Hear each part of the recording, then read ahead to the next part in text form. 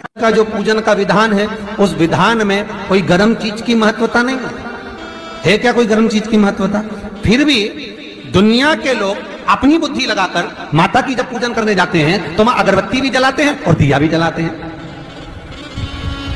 अब एक तरफ तो तुम माता को ठंडा पानी का भोग लगा रही हो, एक तरफ तो ठंडा भोजन चढ़ा रही हो, एक तरफ तो ठंडे का प्रयास कर रही हो, और ऊपर से माता को तुम दिया लगाकर अगरबत्ती लगाकर तुम माता को सम्मुख में गर्म तत्व को प्रदान कर रही हो, और फिर आकर कहती हो कि मेरा बच्चा क्यों बीमार पड़ता है, मेरे पति को आगे बार बार ये कष्ट क्यों आता है, घर में लोग चिड़चिड़े क्यों हो जाते हैं, घर में लोग क्लेश क्यों करते हैं, आखिर कारण क्या है? तो कारण तो तुम खुद हो कि जो चीज लिखी है वो ना करते हुए दुनिया जो कर रही है तुम वो करना चाहते हो। तुम भगवान की पूजन उस विधान से नहीं करना चाहते जो विधान शास्त्रों में, जो शास्त्रार्थ विधान कहता है।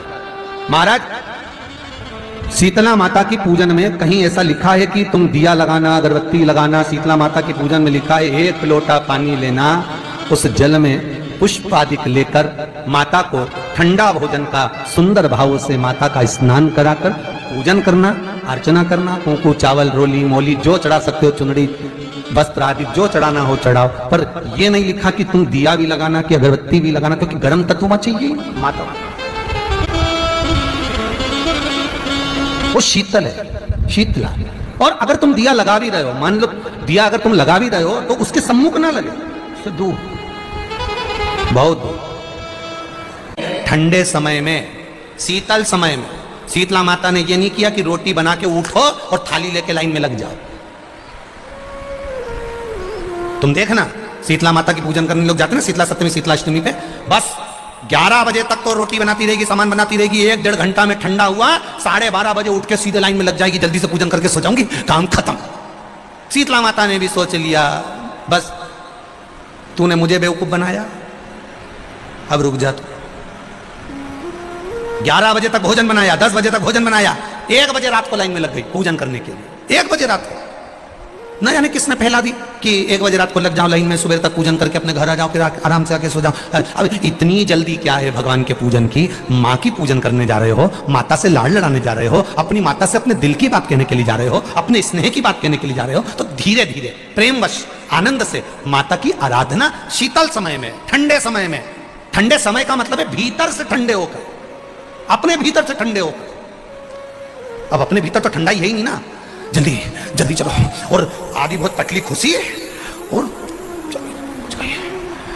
और ये कितना बड़ा कपड़ा थाली पे ढाक ढुका के लाइन में खड़ी है।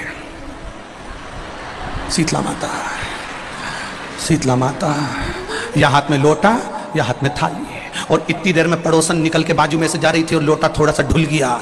अब यहां शीतला माता की पूजन करनी आई और ये हो गई चंद्र घंटा, लोटा जरा सा ही पानी का झलका, देख के नहीं चल सकती। ठंडा भोजन हाथ में, लोटा ठंडा पानी का, और अंदर अग्नि। शीतला माता भी कह रही इसको अजान दो पहले, इसको क्या मतलब? भीतर से शीतल हुई है, भीतर से ठंडे हुई है चित्त, वृत्ति, मन। जब भीतर से शीतल होगा, ठंडा होगा, तो मेरी शीतला माता, तुमने पूजन करा ना करा, मेरी शीतला माता प्रसन्न हो जाएगी। बस भीतर भूमि पर गिरा, और भूमि पर गिरने के कारण वृक्ष उत्पन्न हुआ जो नीम का वृक्ष कहलाता है, निमाड़ी का वृक्ष कहलाता। इसलिए साउथ में, दक्षिण में नीम के वृक्ष को स्वयं देवी का प्रतिबिंब माना जाता है। नीम के वृक्ष को स्वयं माता का प्रागट्य उत्सव माना जाता है। नीम के वृक्ष को स्वयं देवी का भाव वर्णित किया जाता है। और बहुत सुंदर बात है महाराज जी, जिसके शरीर में माता निकल गई हो, दाने दाने पड़ गए हो पूरे शरीर में, बुखार भी बहुत तेज आ रहा हो और पूरे शरीर में माता जी निकल गई हो, 1 लोटा पानी जिसके शरीर में माता जी निकली है उसके पास में रख दो, और वो पानी उठाकर नीम के पेड़ में उस व्यक्ति के ऊपर से 7 बार उतार के नीम के पेड़ में डाल दो। 3 दिन के अंदर उसकी माता जो शरीर में निकली हुई है, दाने दाने पड़े हुए हैं, जो बुखार बहुत तेज आ रहा है, उसमें धीरे धीरे आराम मिलना प्रारंभ हो जाता है। यहां तक शास्त्र कहता है कि किसी व्यक्ति को अचानक बहुत बुखार आ गया, या एकदम, हम तो यहां तक कहेंगे कि ये वायरस चल रहा है, महामारी चल रही है, और कंठ में भी आपको अगर जलन पड़ रही है, कंठ रुक रहा है, बुखार बहुत तेज आ रहा है, शरीर में ताप है, डॉक्टर को दिखाओ मना नहीं है, सब कुछ करो मना नहीं है, पर एक लोटा पानी अपने ऊपर से उतार कर 21 बार नीम के पेड़ में ले जाकर नाम गोत्र बोलकर डाल दीजिए और नीम के पेड़ के नीचे की मिट्टी को अपने कंठ पर लगा लीजिए। 20 से 25 मिनट बाद आपको आराम लगना प्रारंभ हो जाएगा महाराज। और बहुत सुंदर बात है महाराज जी, जिसके शरीर में माता निकल गई हो, दाने दाने पड़ गए हो, पूरे शरीर में बुखार भी बहुत तेज आ रहा हो और पूरे शरीर में माता जी निकल गई हो, एक लोटा पानी जिसके शरीर में माता जी निकली है उसके पास में रख दो और वो पानी उठाकर नीम के पेड़ में उस व्यक्ति के ऊपर से 7 बार उतार के नीम के पेड़ में डाल दो। 3 दिन के अंदर उसकी माता जो शरीर में निकली हुई है, दाने दाने पड़े हुए हैं, जो बुखार बहुत तेज आ रहा है, उसमें धीरे धीरे आराम मिलना प्रारंभ हो जाता है। काया के रोग को ठीक कर देती है महाराज। अगर किसी व्यक्ति को चर्म रोग हो गया, कुष्ठ रोग हो गया, चमड़ी सफेद पड़ गई, रोग समाप्त नहीं हो रहा, बढ़ते जा रहा है, औषधियां आपने बहुत कर ली, तो 3 जगह की मिट्टी आपको फल प्रदान करेगी। पहला, सूर्य कुंड की मिट्टी। स्कंद पुराण सूर्य कुंड कहां पर है? तो कहा दतिया और झांसी के बीच में सूर्य कुंड निवास करता है। उस सूर्य कुंड की मिट्टी को लाकर जिस व्यक्ति को कुष्ठ रोग हो गया हो, शरीर की चमड़ी सफेद पड़ गई हो, स्कंद पुराण कहती है सूर्य कुंड की मृदा लगा लेने से 5 से 7 दिन में रोग समाप्त होने लगता है महाराज। पर सूर्य को सर्वाधिक प्रियता क्या?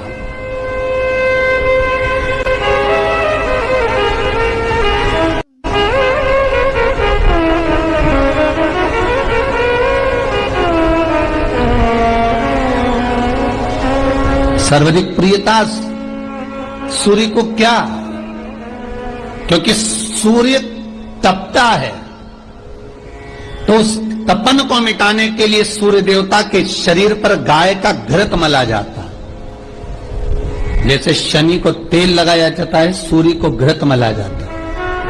इसलिए सूर्य कुंड का एक नियम है कि सूर्य कुंड पर से अगर हम मिट्टी लेकर आते हैं, शरीर पर लगाने के बाद जब शरीर का चर्म रोग समाप्त हो जाए, सफेद चमड़ी अपने वापिस रंग में आ जाए, तब आप जितनी कामना कर कर आते हैं उतना घी उस सूर्य कुंड के पास में डालना पड़ता है। 1 किलो, 2 किलो, आधा किलो, 250 ग्राम, 25 ग्राम, 50 ग्राम, जो आपने कामना करी है उतना चढ़ाना पड़ता। पर वो घी गाय का होना चाहिए और उस घी का प्रयोग कोई नहीं कर सकता। इसलिए आज भी स्कंद पुराण में तो केवल सूर्य कुंड का वर्णन है, घृत का वर्णन है, पर स्थान आज भी झांसी और दतिया के बीच में जो सूर्य कुंड विराजमान है, आज भी वहां पर कुंड के पास में एक घी का कुआं है जिसमें घी डाला जाता है, पर उस घी का प्रयोग कोई दुनिया का व्यक्ति नहीं कर सकता। जो करता है वो शरीर में फपोले पड़ जाते हैं और बाद में सड़कर मर जाता है।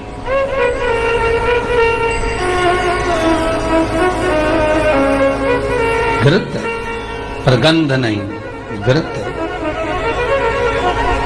3 जगह की मृदा जीव को सुख का अनुभव कराती है। पहला सूर्य कुंड महाराज। दूसरा वर्णन करा है जिस स्थान पर गौ माता को बांधा गया हो और गाय अपने बछड़े को, बछिया को जन्म देती हो, उस स्थान पर उसकी मिट्टी, उसकी मृदा, उस जगह की रज, जब मकान का मुहूर्त होता है, दुकान खोली जाती है, दुकान बनाई जाती है, दुकान में कोई अग्नि का प्रवेश हो, उससे पहले जहां पर गाय ने अपने बछड़े को जन्म दिया हो, बच्चे को जन्म दिया हो, उस स्थान की मिट्टी उस भूमि पर लेपन कर दी जाए तो जिंदगी में कभी संपदा की कमी नहीं हो सकती महाराज। ये दूसरी मृदा स्कंद पुराण वर्णन करती है, धेनु मानस वर्णन करती दूसरी। श्री शिवाय नमस्तुभ्यम। हर हर महादेव। दर्शकों, वीडियो को लाइक कीजिएगा, शेयर कीजिएगा। चैनल पर नए आए हैं चैनल को सब्सक्राइब कर लीजिएगा। शीतला माता की पूजा बासोड़े के दिन की जाती है और बासोड़ा होली के 8 दिन बाद आता है। शीतलाष्टमी मनाई जाती है। ऐसे में माता शीतला की पूजा सुबह सुबह सूर्य उगने से पहले कर ली जाती है। माता शीतला की पूजा में दीपक, अगरबत्ती इस तरह से कोई भी चीज़ नहीं जलाई जाती। माता शीतला को ठंडी चीज़ों का भोग अर्पित किया जाता है। इस तरह आप शीतलाष्टमी पर माँ शीतला की पूजा करें और अपने परिवार की सुरक्षा के लिए प्रार्थना करें। वीडियो पसंद आया है तो इसे ज़्यादा से ज़्यादा लाइक कीजिएगा, शेयर कीजिएगा। चैनल पर नए आए हैं चैनल को सब्सक्राइब कीजिएगा। कमेंट बॉक्स में हर हर महादेव अवश्य लिखिएगा। मिलते हैं नई वीडियो के साथ। श्री शिवाय नमस्तोभ्यम।